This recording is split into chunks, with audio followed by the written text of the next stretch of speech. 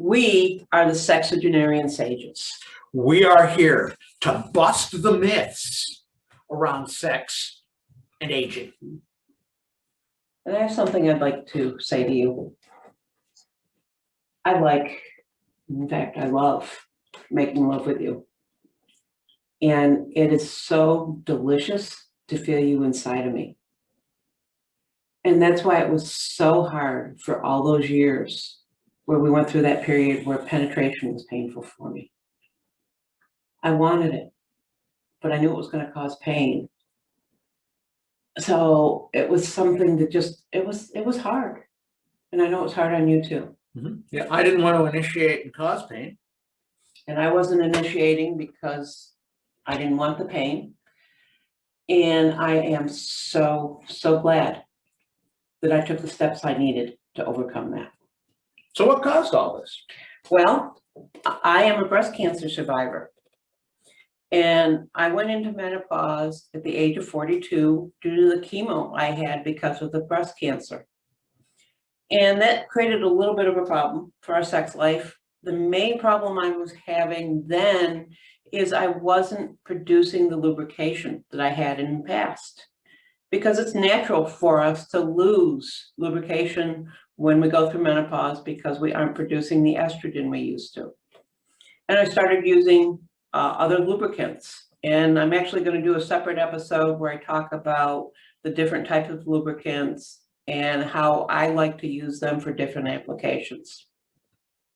But the real problem came a couple of years later when I had a total hysterectomy. And it took me several months to heal. And we didn't have penetrative sex during that time because I was healing.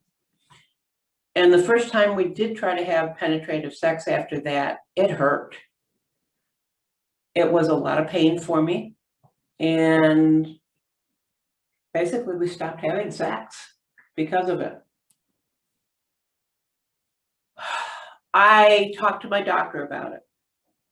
And he was just kind of, yep, well, that's what happens. And the person I was at that time, I was not very proactive when it came to my sexuality.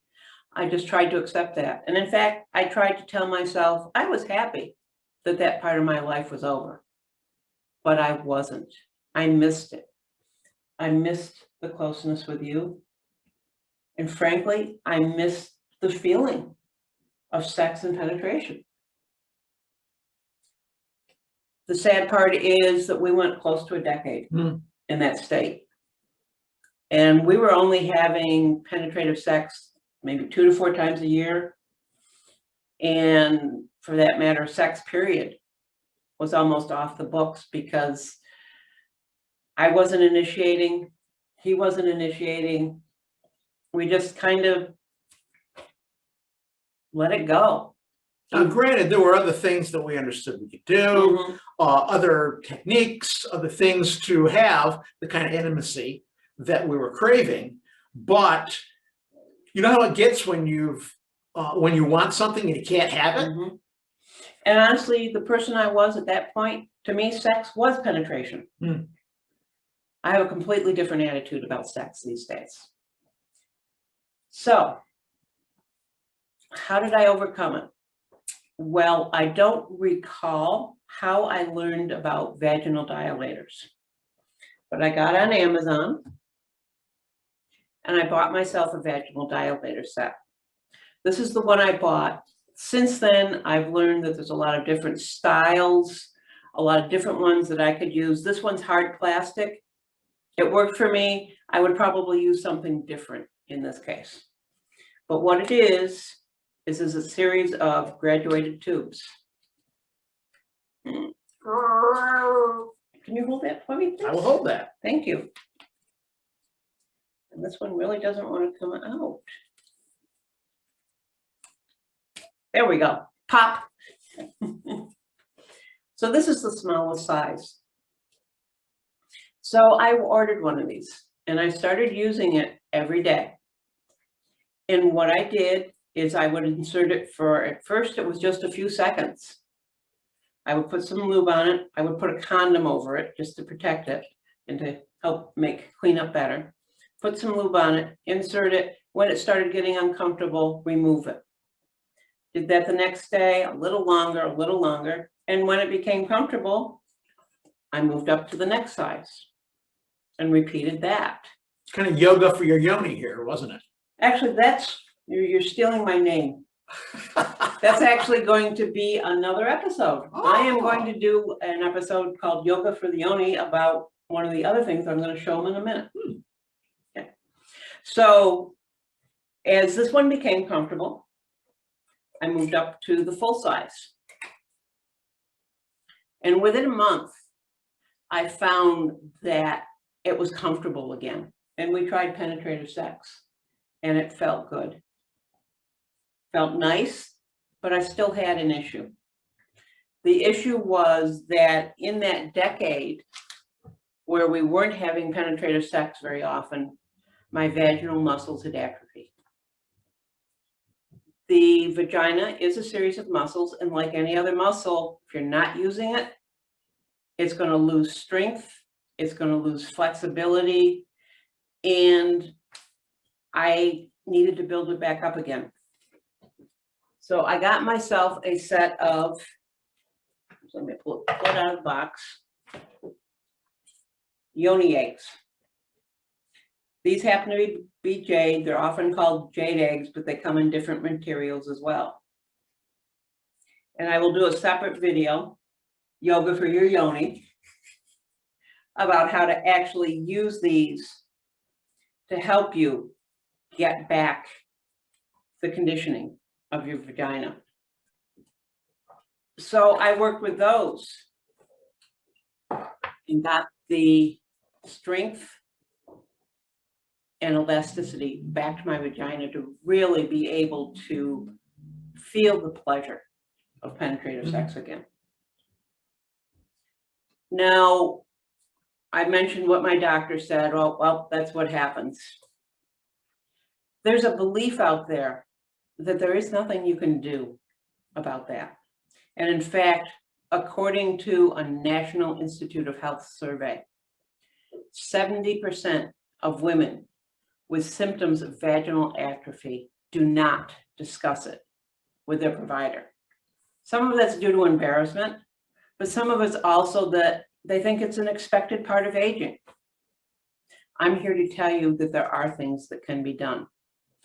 And in fact, regular sexual activity, either with or without a partner, is going to increase blood flow to the vaginal area, and it's going to encourage vaginal elasticity, pliability, and lubrication. So there are things that can be done. And there's one other thing that we want to talk about, and that's that you don't have to do that alone.